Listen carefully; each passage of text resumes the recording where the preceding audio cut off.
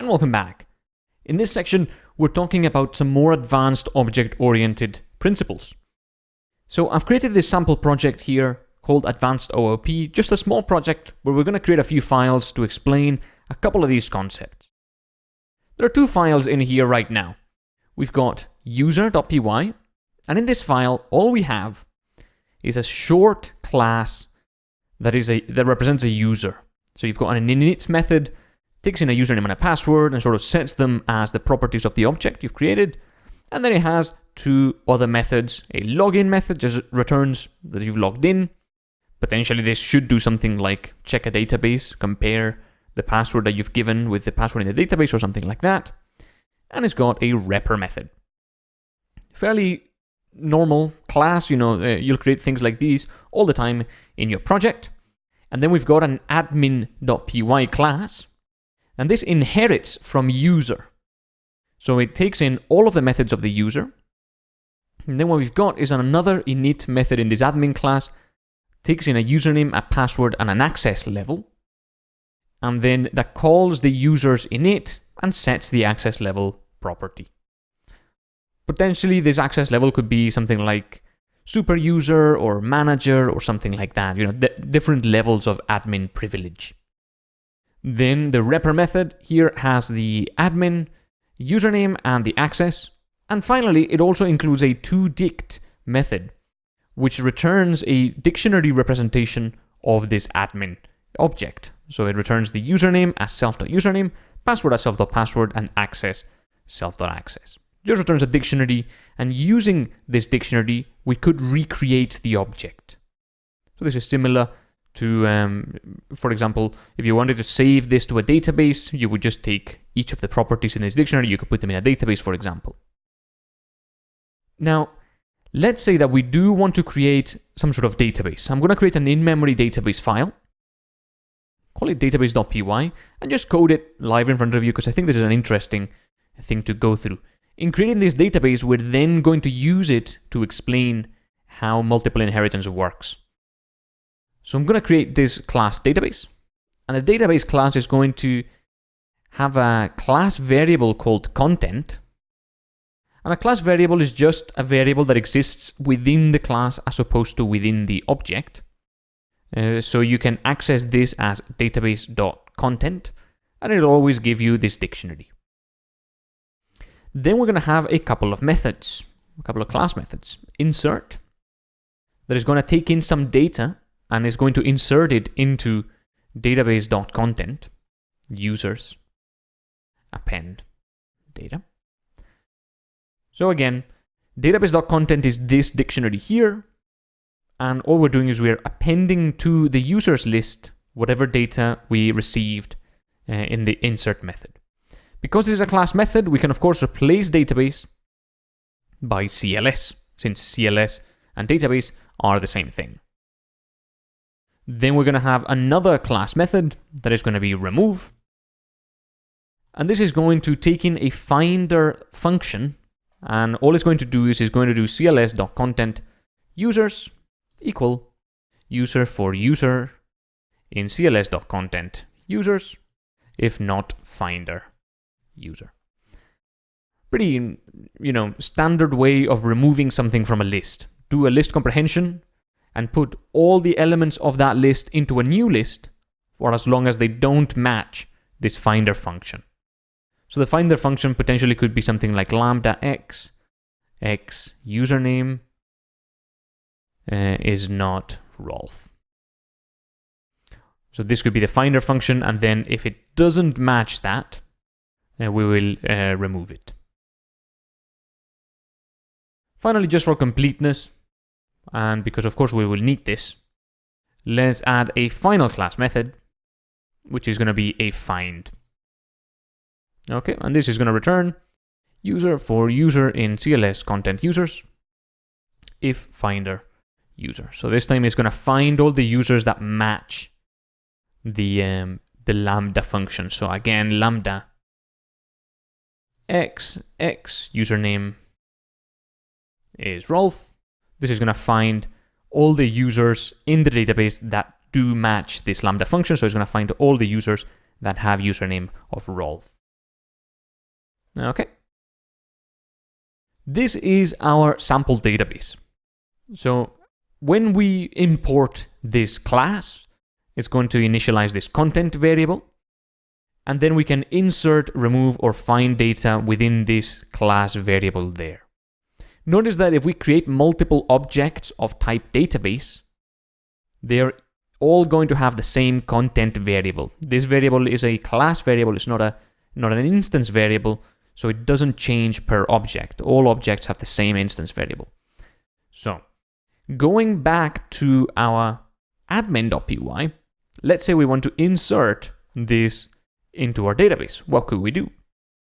Well, we could say something like save, and then do something like database.insert self to dict. Yeah, we'll have to import database as well. Okay, this is the save method implemented into our admin. Now, if we created another file, let's call it app.py, and we wanted to test this out, test the admin out by creating an object and saving it to the database and then maybe finding it back, we could do that. We can import the admin class, say that A is an admin, Rolf and 1, 2, 3, 4, and the access level is going to be, let's say, 3. Then we can do a.save, and then we can do print database.find lambda x username is Rolf. We'll of course have to import database as well. Okay, let's run app.py. And as you can see, we get back what you'd expect, you know, the result of this database.find. So that's well and good. What if we wanted to create, you know, another thing that we could save to the database?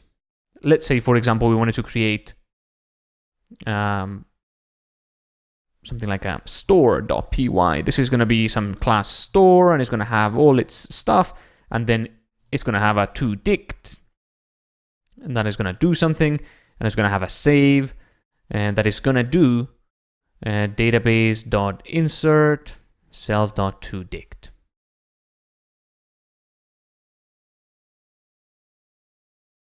As you can see, we've got some duplication between admin and store.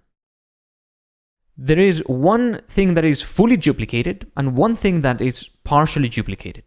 The one thing that's fully duplicated, and the thing we are going to solve in this video, is this save method. The save method is fully duplicated between admin and store. So as you can see, you've got this save and it's database.insert self.toDict. And in the store, you've got exactly the same thing. Def save, database.insert self.toDict. So in both cases, the save method, all it's doing is it's taking the current object, whatever object you're talking about, be it a store or an admin, it's converting it to a dictionary using its toDict method, and then it's putting it into the database. Same thing, same code. The thing that's partially duplicated is this toDict method. As you can see, both admin and store have a toDict method, but the implementation of the method, what it does, is different between both. The store here will probably return, I don't know what items are in it, or the name of the store, the address, etc. The admin is returning the username, password, and the access level. But as you can see, they both have a toDict. So throughout the next section, we're going to learn these techniques that are going to allow us to reduce this duplication and also improve the stability and the consistency of our programs. In order to solve this save problem, we could do, of course, one thing. The first thing we could do is we could cut it from there. If we wanted to remove it from the admin class, and we could put it into user, right? Now, of course, we'll have to import database from here, you know, in order to make that work.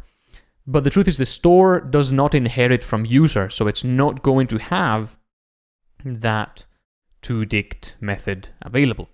That save method available. So we don't want to do that. What we want to do is have a third class, or rather a fourth class, that contains this save method only.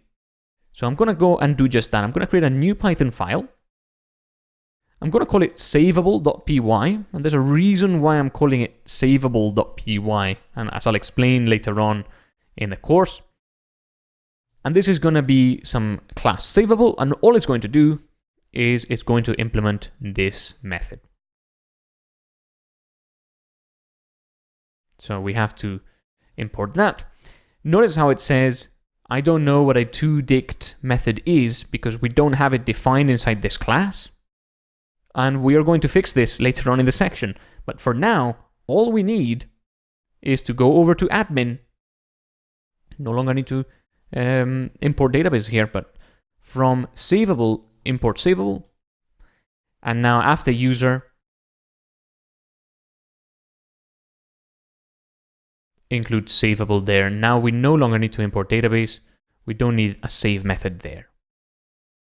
Remember, inheritance is very similar to copying the code and putting it into this class.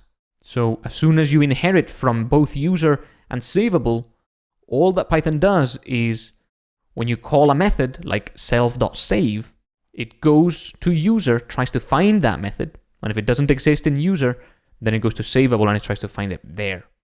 So it's going to find self.save inside this superclass, and it's going to call it, but it's going to be able to find self.toDict in the admin class. So again, self.save will be searched in admin, then in user, then in savable, where it will be found. Self.save uses self.toDict, and again, self.toDict will be searched for in admin, where it will be found. And that's it. So there's a tree of sort of method calls that happens when you have inheritance, and that's the first class that you inherit from. The one at the left is, well, of course, the class you're in is the first one that gets searched, and then the one at the left, and then the one next to it, and so forth. So by using multiple inheritance like this, you can actually extract functionality that is shared amongst similar objects and similar classes like user to admin, but then also between more abstract classes, like savable class isn't a user, it could be anything in your application. So you can extract specific bits of functionality into a class like this one. Of course, it's not great because you've got this unresolved attribute reference. So we're going to look at how to fix this very soon. Again, if you run app.py, you'll see that it all works fine. It doesn't complain. It doesn't give you an error because exactly what I said earlier is what's happening. The save method is in savable, the toDict method is in admin, and they all sort of work together. That's it for this video. I wanted to give you a quick intro to multiple inheritance, and I'll see you on the next one.